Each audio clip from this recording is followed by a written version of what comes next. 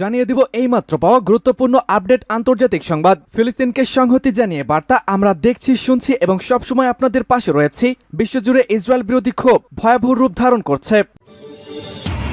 British তেল ট্যাঙ্কারে ইয়েমেনের হামলা, মার্কিন MQ-9 ড্রোন ধ্বংস।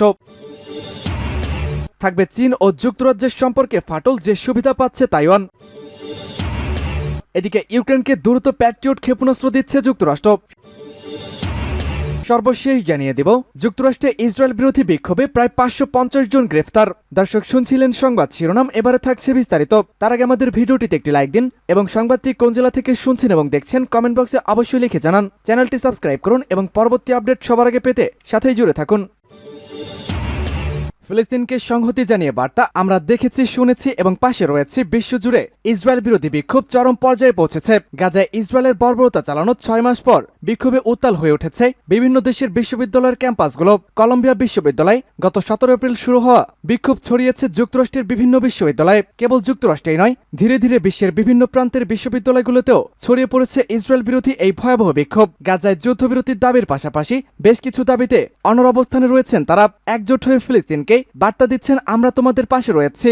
ইতিমধ্যে 1 সপ্তাহেরও বেশি সময় ধরে এই অস্থিরতার মধ্যে ফিলিস্তিনপন্থী শিক্ষার্থীদের সঙ্গে পুলিশের সংঘর্ষ হয়েছে। শ্রেণীকক্ষে পাঠদান থেমে গেছে, গ্রেপ্তার হয়েছে অনেক শিক্ষার্থী এবং গোটা জাতির নজর এখন এই বিক্ষোভ কর্মসূচিতে। প্রকাশিত বিভিন্ন ফুটেজে দেখা যায় বিক্ষোভে অংশ নেওয়া শিক্ষার্থী ও শিক্ষকদের পাশাপাশি সাংবাদিকদেরও বিভিন্ন বিশ্ববিদ্যালয় ক্যাম্পাস থেকে সহিংস পন্থায় আটক করেছে পুলিশ। এসব ঘটনায় ক্ষোভ আরও বেড়েছে, কিন্তু ক্রমে ছড়িয়ে পড়তে থাকা ক্ষোভ প্রশমনে খুব সামান্য ইতিবাচক পদক্ষেপ নেওয়া হচ্ছে।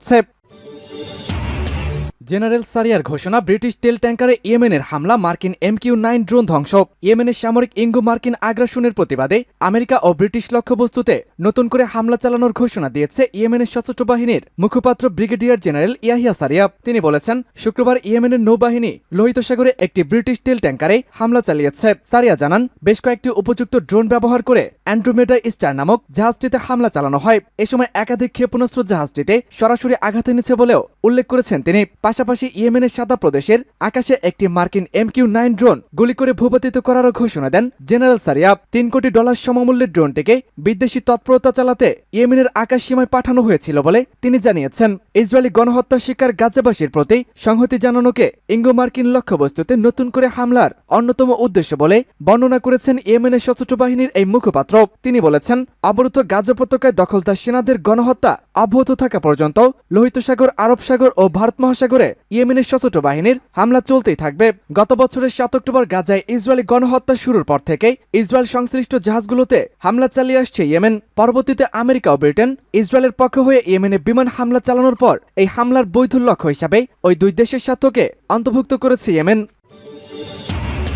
চীন ও যুক্তরাষ্ট্রের সম্পর্কে ফাটল, যে সুবিধা পাচ্ছে তাইওয়ান। তাইওয়ানকে নিজেদের ভূখণ্ডের অংশ বলে দাবি করে আসছে দীর্ঘদিন ধরে চীনা পররাষ্ট্র মন্ত্রণালয়। বেইজিং তাইওয়ানের সরাসরি আক্রমণ না করলেও নানাভাবে চাপে রাখার চেষ্টা করেছে সবসময়। আবার এই বিষয়টি সহ নানা কারণে চীন ও যুক্তরাষ্ট্রের মধ্যে বৈরিতা আছে, আর এই বৈরিতার সুফল পাচ্ছে তাইওয়ানের ঘরে। সর্বশেষ যুক্তরাষ্ট্র তাইওয়ানের জন্য বিপুল পরিমাণ সহায়তার প্যাকেজ অনুমোদন দিয়েছে। তাইপের অন্যতম মিত্র বলা হয় ওয়াশিংটনকে। কূটনৈতিক সম্পর্কের বাইরেও তাইওয়ানের সবচেয়ে গুরুত্বপূর্ণ সমর্থক ও অস্ত্র সরবরাহকারী দেশ যুক্তরাষ্ট্র। মূলত চীনকে মোকাবেলায় তাইওয়ানের জন্য মোটা অঙ্কের বৈদেশিক সহায়তা প্যাকেজের অনুমোদন দিয়েছে যুক্তরাষ্ট্র। প্যাকেজের আওতায় যুক্তরাষ্ট্র থেকে অস্ত্র সহায়তা পেতে যাচ্ছে তাইপে। বিষয়টি নিয়ে ক্ষোভ প্রকাশ করেছে চীন। দ্য গার্ডিয়ানের প্রতিবেদনে বলা হয়েছে, কয়েক মাসের বিলম্ব ও বিতর্কের পর 3 দেশের জন্য সহায়তা সংক্রান্ত বিলে স্বাক্ষর করেন যুক্তরাষ্ট্রের প্রেসিডেন্ট জো বাইডেন।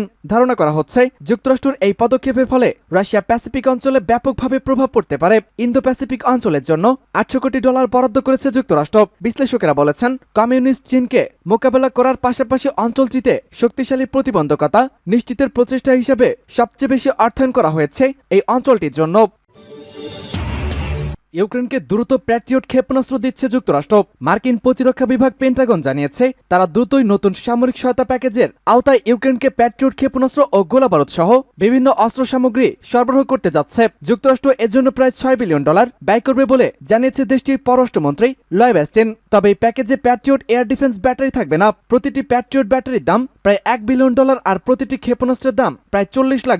ইউক্রেনের প্রেসিডেন্ট ভ্লাদিমির জেলেনস্কি বলেছেন, রাশিয়ার ক্রমবর্ধমান বিমান হামলা মোকাবেলা মোকাবেলায় প্যাট্রিয়ট ক্ষেপণাস্ত্র জরুরি প্রয়োজন, যা এখনই আমাদের জীবন রক্ষা করতে পারে এবং করা উচিত। বিবিসিকে একটি সূত্র জানিয়েছে, প্রেসিডেন্ট জো বাইডেন বুধবার যে $60 বিলিয়ন সহায়তা প্যাকেজের স্বাক্ষর করেছেন তারই অংশ হিসাবে এই $6 বিলিয়ন সহায়তা দেওয়া হচ্ছে ইউক্রেনকে। শিগগিরই আরও $1 বিলিয়ন সহায়তা দেওয়া হবে। অ্যাস্টিন এক সংবাদ সম্মেলনে বলেছেন, যুক্তরাষ্ট্র তার সবচেয়ে বৃহৎ নিরাপত্তা সহায়তা প্যাকেজ দেওয়ার অঙ্গীকার করেছে এবং খুব শীঘ্রই এগুলো ইউক্রেনকে সরবরাহ করা হবে।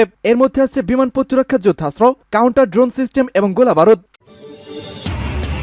গাজায় দুটি গণকবরের সন্ধান, উদ্বেগ প্রকাশ জাতিসংঘের মানবাধিকার প্রধান ভালকার তুর্ক বলেছেন, গাজায় সবচেয়ে বড় দুটি হাসপাতালে শতাধিক মৃতদেহ রয়েছে এমন গণকবরের খবরে তিনি হতবাক হয়েছেন। ফিলিস্তিনি নাগরিক প্রতিরক্ষা দলগুলো গত সপ্তাহে ইসরায়েলি সেনা প্রত্যাহারের পর খান ইউনিসের নাসের হাসপাতাল কমপ্লেক্সের বাইরে একটি গণকবর থেকে মৃতদেহ উত্তোলন শুরু করেছে। ফিলিস্তিনি কর্মকর্তারা জানিয়েছেন, গত সপ্তাহে 35টি সহ মোট 310টি মৃতদেহ পাওয়া গেছে।